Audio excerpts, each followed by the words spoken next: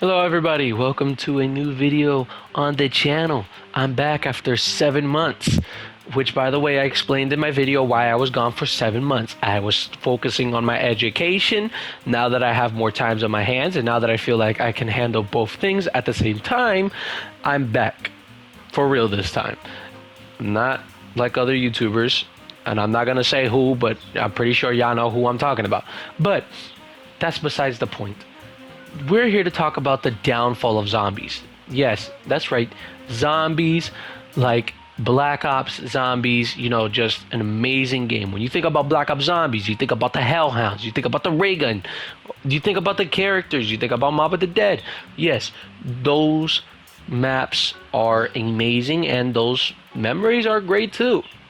Let's talk about the downfall though, how we can't experience that feeling ever again. The first thing we're going to talk about is how did it go to a downfall? Now I'm going to explain why. So, how did it go from a downfall? Let's see. When you take a moment to take a relook at Black Ops 1, World at War, Black Ops 2, and Black Ops 3 gameplay, you see that these gameplays were amazing. You had Black Ops 3, by the way, I don't know if you guys watched this YouTuber. I watched this YouTuber before. I don't know if he changed his name or his name was Wave. That was his name. But he basically did pranking videos on Black Ops 3 where he activated a trap when a person came by and just basically killed them and just trolled them. But that's what I'm saying. We had funny moments like these, but now we can't recreate that in the newer CODs because it just doesn't feel the same. It's just new. And then we go to Black Ops 2. We remember going on the bus, doing all-nighters, maybe surviving a map, couple of rounds on town or farm, if anybody played farm. Obviously nobody played Bus Depot because that was the most hardest map of Black Ops 2 Zombies because you had no perks and all you had was weapons and no pack-a-punch. That was it. And a little tight area. And by the way, the game mechanics had 2 hits, so if you were hit 2 times by a zombie, you were basically game over.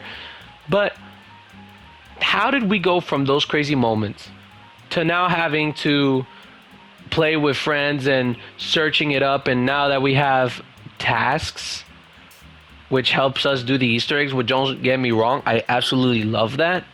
Of course, you're going to say, oh, Black Ops 4 had that first. Yes, but Black Ops 4 was more into riddles. It was more riddle type. Now in this game, in Black Ops 6, you get to hear, oh, maybe you got to turn this thing and turn it over there. And then when you grab this thing, it snitches the whole thing that you need to do, which I didn't like. I'd rather do a riddle solving Easter egg than having somebody in my ear say it all the time. Which, don't get me wrong, like I said, love the idea, hate it, but it just wasn't good. Then we go from like all these new weapons and all this stuff, it just didn't feel right. And not only that, but like when we talk about Black Ops 1, remember we had Call of the Dead, by the way, one of the most beloved Black Ops 1 maps alongside Kino the Toen, but these maps didn't feel original. They just felt low effort, which is now what we're going to talk about, the low efforts, like literally the low efforts. So the low effort, as in talk about, let's start from Black Ops 4, because this was when Black Ops Zombies was really downfall, which was the low effort for certain maps. For an example, if we take a look at these specific cutscenes right here, you see that all of them are animated. They look amazing. They look fantastic. They look like they spent a lot of money making this sort of type of animations to explain the story of the map. Then we get to the final 2 maps of, or should I say the final 3 maps of the Ether characters, which by the way, the Ether characters were from Black Ops 1 and World at War, the very first Call of Duty Black Ops Zombies. And then we go to Classified, and it's just a 1980s Cartoon Network designed of an animation, which had, by the way, no quotes. It was just music of the 1980s Incredibles, and then afterwards we had this weird, goofy, cartoonish cutscene to it. And then we go to Alpha Omega and Tag der Toten, which I don't have a picture of how Alpha Omega cutscene looks like, but it's literally just this. Yeah, that's right. This is the Tag der Toten cutscene. It's literally this. That's how it is for both maps. And by the way, Tag der Toten is the last Call of Duty Zombies map for the Ether story. which was basically Dempsey, Nikolai Takeo, Richtofen. Like, how did you go from beloved cutscenes like these, where they're all detailed, they all look crazy, they all look amazing, they look like they spent their time and effort, to then just say, hey, let's just release these maps with these most load animated things ever, all because they wanted to save money? Y'all weren't making money when y'all were releasing like new COD points and stuff like that for like the game and stuff, and for Liquid Diviniums at the time. Like, don't get me wrong, but like, you know, if I was the company, I would actually put some efforts onto the final 2 maps and the 3 maps of the Ether story on this game. Then, let's go to gameplay mechanics. Let's go to that now. Gameplay mechanics. How did we go from starting with a pistol to 2 grenades to then having to fight ourselves in this airfield base of Nacht der Untoten, by the way, the first map ever, to then go to, let's start off with a rocket launcher and an assault rifle and a shotgun, all because we make ourselves powerful and because we have a specialty called some damn field upgrade where we can turn ourselves invincible, aka the rip-off Dying Wish, or just instantly heal ourselves, aka the quick revive. How did we go from suffering, struggling, to working and grinding our way to the top to just, hey bro, just pick up a shotgun and an assault rifle and let's just make it around 500? That's not what I want. I want to actually put effort into it. I wanted to put effort. Black Ops 4 was the first game to introduce different spawn weapons, but they weren't just, oh, you can pick assault rifles and stuff. We actually had tactical rifles, such as the XX model, the RK-7 Garrison, the Strife, the Wellington, the MOG-12, the SOG. You know, we had limited choices, but those weapons could benefit us, but didn't do as much since they were just starting. Then we go to Black Ops 3. We start off with an RK5. When you did a specific quest, you would always spawn in with the RK5. I love the idea of doing an Easter egg and granting us a reward that would stay with us permanently, because that meant more effort into the Easter egg. When you did the, what was it, Liberty Falls Easter egg? Which one was the map with the city? I don't remember. I don't play Black Ops 6 that much. But if you would do the Easter egg, you would spawn in with a ray gun and a whole bunch of, well, you don't spawn in with a ray gun, but basically you complete the Easter egg, you continue, and a ray gun drops in front of you, and you get a whole bunch of ammo and pack-a-punch upgrades. Great, fantastic. But what if my gun was already pack-a-punched? All that loot that's just chilling on the roof right now, and the ray gun that just absolutely just doesn't work as it used to back in Black Ops 1 and Black Ops 2 days. You know, it didn't mean nothing. Like, don't I get like a reward to start? No, we basically are overpowered by the time we start in the game, which just put it, not like, we could literally be tired. I'm not even kidding. Tired where at the point your eyes can fall asleep at any moment. You play Black Ops 6, you can make it around 300 being tired. But then when you go to Black Ops 1 or Black Ops 2, you actually gotta be awake, because any foul movements that you do could end up getting you killed or downed, which of course meant that we actually had to be awake. We actually had to be active, otherwise we would just be down. Now I just feel like these Call of Duty Zombies are now just about money. It was never about putting effort into the maps, not putting any type of new, like, when I mean new, I mean like any new feel to it, any new original ideas. It just felt like it was just a copy and paste of certain past Call of Duty games from Cold War and between Vanguard and Modern Warfare 3, and that was it, which I didn't like. Like, before we get to craft the shield, drink perks, pack a bunch of our weapon, which by the way, those things are in Black Ops, but they just, what do you mean that we gotta upgrade our weapons to its fullest potential? Like, there's tiers now? Weapons have tiers now? Since when did weapon have tiers? You either had a Panzerschreck and you would go for the day, or you either had a Wunderwaffe DG2 and you just had to make sure that you didn't lose your jug, because on the Reese, if you shot that thing, you would lose your jug. But that was the thing. These maps actually had a feel to them where we actually had to do effort. Now these maps is like, okay, I could just hop on, get a little bit of points of XP, and then call it a day. Don't come back till next week and start it all over again. Cold War started doing the same thing. We just went downhill. It didn't feel the same. It didn't feel original. Let's go to how they're milking the storyline. By milking the storyline, let's go from World at War. We had the introductions of our first characters, Tank Dempsey, Nikolai Takeo Richtofen, on a map called Shinonuma. By the way, Verrückt and Nacht der Untoten were not introducing the Primus and the Ultimus characters at the time. They were actually introducing new characters for the story, but these characters, even though they were new to the story, they actually had a little bit of lore. These were just 4 soldiers trying to look for Peter McCain, and they all failed in Verrückt, the asylum.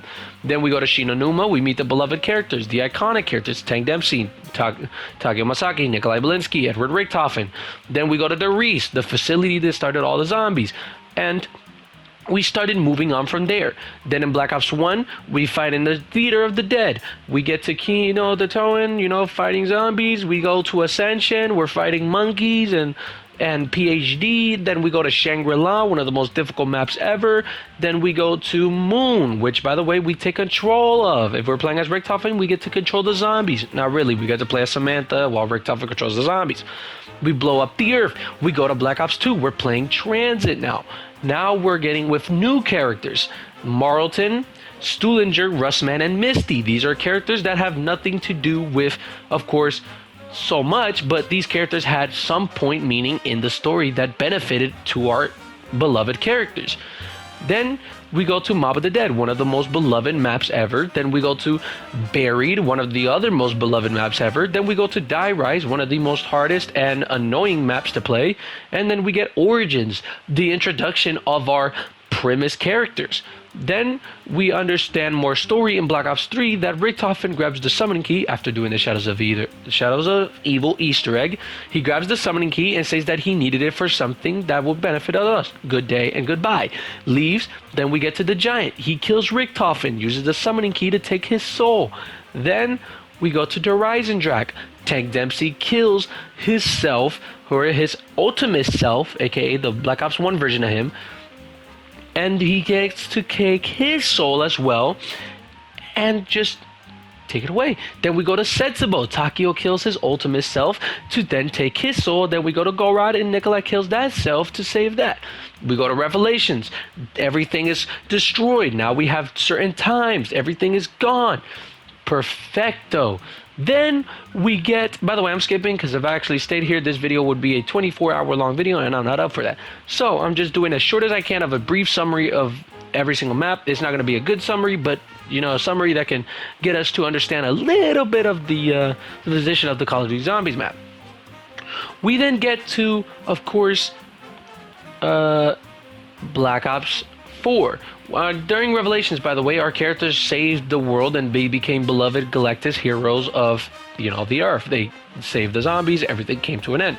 We go to Black Ops 4, which, by the way, was a different storyline, technically, because the events were still the same as before, just that instead of our Ultimus characters going to the moon, they went to 5, aka Classified, the Pentagon. Then, for our beloved characters from Origins, instead of going to Gorod Krovi, they went to Alpha Omega, or actually the Pentagon, to get the Ultimus characters after Richtofen sacrifices himself. Then we get to, of course, Alpha Omega, which they came in here, and Tank Dempsey finds Peter McCain finally after so long that now he's a robot. Then we kill the Avogadro, we send him to Green Run, which apparently had to do something with the Transit storyline. I'm not sure if that's true, that's just what I know. Then we go to the last map ever, Tag der Toten, with the return of the Victus crew, aka the Transit character Misty, Marlton, Stuhlinger, and Russman. Then we get to see the ending of our characters. They sadly kill themselves to save the universe. With our characters, with Tank Dempsey, Nikolai Takeo Richtofen mentioning their goodbyes and how they're living a normal, peaceful life, and the kids, such as Samantha, who controlled the zombies, and Richtofen, who was small at the time, now can live normal kid lives. They all had their farewells. Treyarch posted a YouTube characters of our beloved actors, Tom Kenny, Steve Blum, Nolan North, and I forgot Nikolai's voice actor, but I know he's the voice actor for Bane and Injustice, but I forgot his name. But he basically said their farewells. They said their farewells. They said goodbye to everybody, and they almost cried saying goodbyes because this was them being these characters for one last time. But then Cold War came out, and it was just the second chapter where these scientists just found the underground portal that just opened the zombies again. So what was the point of our characters killing themselves to end the zombie universe if the scientists were gonna just find it again to open it? And by the way, now Samantha has regained her powers. She has the different clothing sets of our Ultimus and Primus characters, and now Edward Richtofen is the bad guy once again.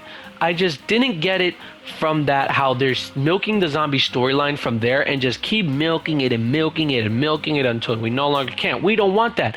Black Ops 4 could have been the perfect ending for everything. Our journey ended with Black Ops 4. But now I guess the newer young generations can experience zombies for themselves, which we can't hate because now we get to see our newer generations experience that. But we want that our newer generations experience was the struggle that we had to do, the effort that we also had to do. You know what I'm saying? But then again, it's the newer, younger generations. We gotta let them do their thing, you know? But really, Call of Duty Zombies really had a big downfall from staying in all-nighters to now just playing a game for a couple of minutes and just getting bored of it already. Because it just didn't feel new. It just felt more money grabbing than actually putting love and effort for us fans to enjoy. Like, bro, I don't want to play zombies and play as Leonardo, Michelangelo, Raphael, Rick Grimes, or any of these characters, man. I want to play as actual original characters. If you were going to make a zombie storyline, you were going to make it with original characters, but this time, for example, the Chaos characters, we still could have used those characters. What happened? Oh, because she got kissed by Medusa and all of a sudden she's quote-unquote dead and now Shaw is supposed to be evil because Bruno turned him. We could have still used that for other maps. We could have said farewell to those characters as well. We didn't. We had 4 maps of them and it was just farewell from there. But our beloved characters such as Tank Dempsey, Nikolai Tucker, Richtofen had more than 18 maps for us to play on with them. With Victus, we only had 5. With this one, we only had 4, and it was goodbye. But we could have had more into that.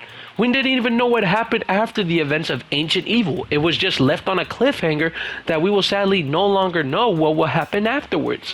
Which doesn't make sense if we bring them here because everything's changed. But that's besides the point. Black Ops 6 really had a downfall. I really wish it could have lasted longer maybe. But no, beggars can't be choosers, so it's alright. Leave the newer generation to experience zombies and they get to make videos about it later on in the future. And us, we will be basically history. We will be history because we survived in the trenches. But yeah, that's all I gotta say, man. Thank you guys so much for watching. If you're still here, thank you. I would love to hear your personal thoughts and opinions in the comments below. I would love to hear what are your opinions. Was I right in some parts? Was I wrong in some parts? Let me know. Let me know. I might have repeated the same thing without me noticing, and I don't care because it was so much to talk about. Black Ops 6 really had me stressed. But that's all I gotta say. Like I said, thank you guys so much for watching, and I'll catch you next time. Peace.